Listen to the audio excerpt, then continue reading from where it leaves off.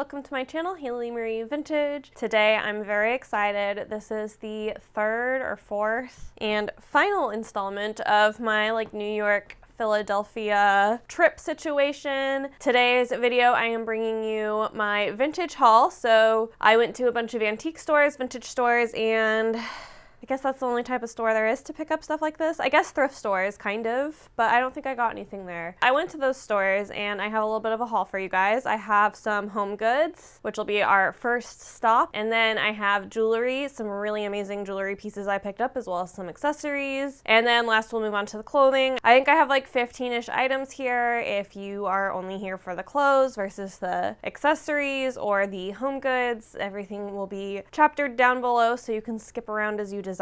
But with that, we're going to start with our home goods. I guess I may as well. Our first home good is this tin. Pretty big tin. I'm pretty excited about it. So the reasons I got this tin is I'm looking for some kind of bigger foundation pieces to use in my decorating, and I thought this was super cute. I loved the lady on it. I liked the fruit. It just overall is a great piece for me, so I picked it up. This is the lid. It has a little story in it. I definitely overpaid for this tin because I bought it in Brooklyn, but that's fine.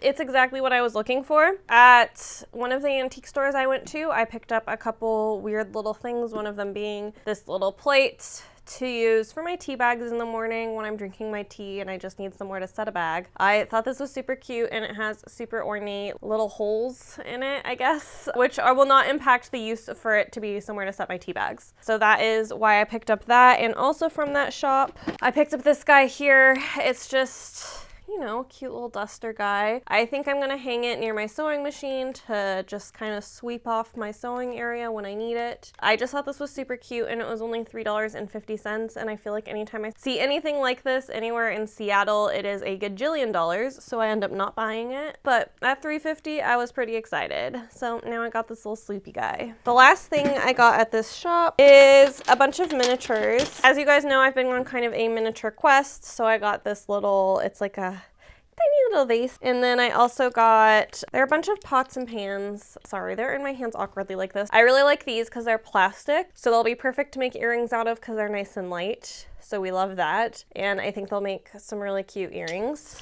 And then I also got this little gingerbread house. I'm going to make a magnet out of this guy, or I'm going to put it, I was with one of my friends and we were talking about miniatures, and I have this old whiskey box. Not old, it's only a few years old, not that old compared to the relative age of everything else in my home. But I am thinking of using some wood to divvy up the different holidays. So we'll see. I might use this for that, but I haven't decided. And then the last thing I got, you'll die at the close-up photo of this. This is the teeny tiniest little bowl, and I think it's hand painted with little florals. I just absolutely adore this. I don't know if I'll use it for earrings or if I'll use it as a magnet. I haven't made my decision on what I'm doing with this yet, but it's just so cute and tiny. And then I also got, this is not vintage. Any of you who have seen me do a travel haul before know if I'm somewhere I can get strepsils, I always get strepsils because they are the superior cough drop. They're not really available here in America, but there's a pharmacy in New York that sells them. They're like 3 times the price they are in Europe or Asia or anywhere else in the world, but they are somewhere you can buy them in the US, and they had blackcurrant, which is one of my favorite flavors,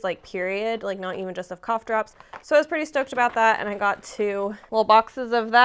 Don't mind me just burying everything in my skirts. Here it is. So I also got this really gorgeous wine glass, also not vintage. This is just a good home good. I think you can see it against my hair. It just has 4 little legs, and it's a little wine glass that I thought was just adorable and kind of creepy, and I just thought it would be really fun to drink my wine or juice or whatever my vibe is for the day or a night. I'm thinking I make a mocktail at night with tart cherry and mint to kind of calm me down sometimes. I'm thinking of using this glass for that. I will of course also use it for wine, but yeah, I just love the little weird tendril guys coming down off this. So now transitioning to jewelry and accessories. I have 2 pieces of jewelry here and then an accessory.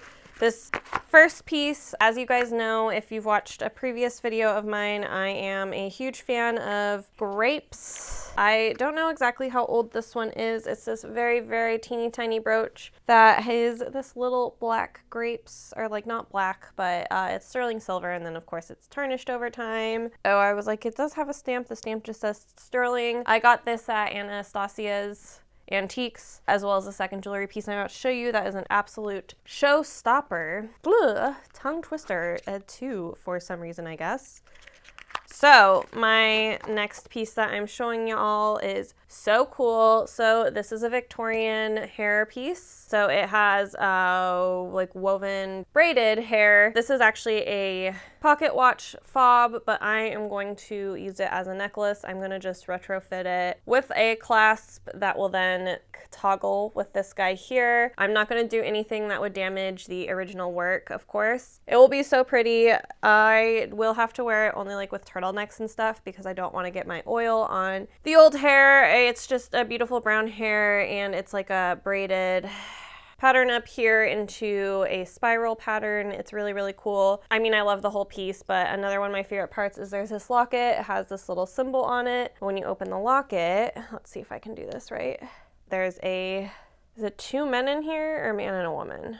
I can't quite tell. I think it's a man and a woman in here. And I absolutely love Victorian lockets, and I love Victorian hair art. So I splurged a bit on this piece because I've been looking at these things online for a really long time, and I've just always been kind of nervous about buying hair art online. So being in a shop, I just felt a lot better about it, talking to the owner and all that stuff. But an absolutely gorgeous piece that I'm really excited about. My last accessory here is, it's this giant, which is the correct side? I think this side is the correct side. It's a Nicole Miller 100% silk scarf.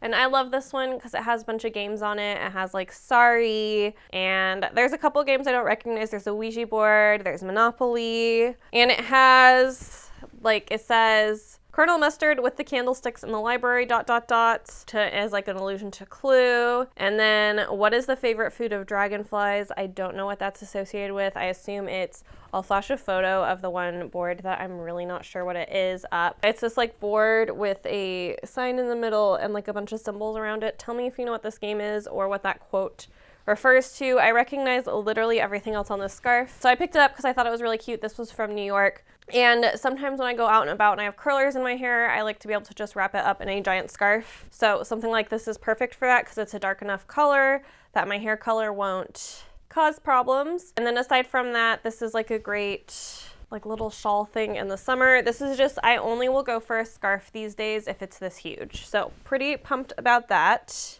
And now going into the clothing, I have 4 pieces from Philly and 1 piece from New York. All that I'm of course really excited about. I've tried to be a lot more intentional with what I'm bringing into my wardrobe. So these first few pieces are going to be like not that exciting compared to some of the vintage I pick up, but they will be used a ton. This first one being this beautiful rayon 1980s skirt. I have outgrown most of my rayon skirt collection and they're my most worn. So I was specifically looking and trying on things like this. The elastic is nice and tight and great in the back, super comfy to wear, and I think this like navy, pink, and yellow color scheme will be super useful in my wardrobe. So I'm pretty pumped about this guy. And then next up we have 2 cotton dresses. I wear like a cotton day dress that's more like 80s and fit, so it's a little less tight around here when I'm hanging around the house, sewing, running errands, things like that, where I still feel really cute and put together, but they're just a little bit more, I mean, this is pretty comfy too, but like they're just a little bit more comfy than my 40s and 50s get up. So I picked up this dress here. I loved the fit of this dress. It's 100% cotton. It's Clues Collections from New York, Paris. And I love the scalloped neckline. I think it's really stunning. And this print is right up my alley. And it came with a matching belt. I don't see myself using the matching belt a ton. However, it is still really, really cute. And I think you'll see this dress a ton this summer. The other thing these are doing, I have a couple cotton day dresses that, although I love wearing them at this point, they're no longer comfortable. They're too tight on my arms. So I got this and the next one to replace that. This next one is not going to be usable during like summer days, but it will be great outside of that. This is a Laura Ashley turtleneck floral long sleeve thing that is absolutely stunning. I love this print. I love the turtleneck. I feel really cute in this again, and it provides the amount of like motion and comfort I need to do things like cut fabric. And I like the long sleeves for when I'm like home and a little bit chilly, but I guess not so chilly I want to wear pants. I don't know how to explain how I walk that line, but it's absolutely gorgeous. This is absolutely such a me dress. And like, this is like the perfect thing that I would wear like that hair necklace with, because it wouldn't touch my actual neck and body oils at all. So I just think this is a really great piece. Each of those were $8 each. The skirt, the two dresses. So what, 8 times 3, 24. So I think that was $24, and then my total came to $67. I believe this dress was about $35, which tracks for what it is in the thrift store. I know what you're maybe thinking if, again, you've been around this channel for a long time. This is a gorgeous, like, kind of light blue periwinkle almost dress that is beaded. If you've been around this channel, I have not allowed myself to pick up one of these beaded dresses in a really long time. I find these at the thrift store all the time, but the reason I have not allowed myself to pick them up is they're like not the right color, the fit's maybe not quite right, or they're black, and I already have a black one that I'm absolutely in love with. But I picked up this one because normally when you see dresses like this, they're that really, really vibrant blue, kind of more like the lining, and I love the like softer blue of this. It's super my style. It just drapes on my body really, really nicely. I have not decided yet if I'm going to get rid of this big flower bow thing. I think it might ruin the line of the dress, but let me know what you think. I mean, I guess my other option would be to take it off and put it on a pin. So if I wanted to wear it, I could just pin it on, but if I didn't want to wear it, I could not wear it. So I might end up doing that after all, because yeah, I'm not convinced that I'm sold on the flower. This is 100% silk, and I do want to like beg of you, if you own one of these dresses, please do not leave these hanging in your closet. This is a heavy, heavy dress. That's a lot of strain to put on the shoulders. Please fold this and either put it in a drawer. I keep my beaded dresses like this in like archival boxes that I have primarily for my antique pieces, but I do have one for my 80s sequin stuff because it's a good way for me to preserve it, because I can have lots of layers of tissue paper and stuff between them, and they aren't getting the friction of like me pulling out a sweater and putting a sweater back. These would snag a sweater anyway in this scenario, but in general, I like to keep these in a box and away. But you'll start to see like a lot of them have a ton of damage in the armpits. This one is in pristine shape in the armpits, and often that's because that's like the most oily part, but it also, when you think about the way a dress hangs, the armpit also takes a lot of weight. So yeah, if you do have beaded pieces like this, please, please, please do not hang them. And for our grand finale, I know this is kind of a short video this week, but hopefully you enjoy it nonetheless. But the finale piece doesn't fit me. I know, wild choice, Haylee. It's this gorgeous print. It's this really cute dress that has like some pleating, and the reason I picked it up is this cat print is absolutely to die for. It has like a cat sleeping on a rug, on a chair. It's like, it's genius. This print is genius, and it is a 24-inch waist, so I don't feel like there's some vintage I may feel weird about like taking apart. Like I would never buy something larger than me and take it down in a way that can't be reversed, but because of the pleated fabric, there's a ton of fabric in this. So my plan is to either hem it to grab that extra print or add some, I don't know. Somehow I'm going to make this 4 inches bigger. I trust my skills as a seamstress because I do think this dress would be beautiful. I don't know. I don't think that there's that many people walking around with a 24-inch waist, and it will make it so this piece is wearable for more people in the future. This is a homemade piece already, so like I'm not tearing apart any designer's work, and like I said, I just like don't feel that bad at taking a piece apart to make it larger. If that has you feeling some sort of way, keep it to yourself. But that concludes this haul. I hope you enjoyed it. I enjoyed sharing these things with you. I hope you have enjoyed just my general New York, Philly travels as much as I have enjoyed making content from it. And I will see you back again next week with a sewing project. I post every single Friday at 8 a.m. Pacific time, and I will see you next week. Bye!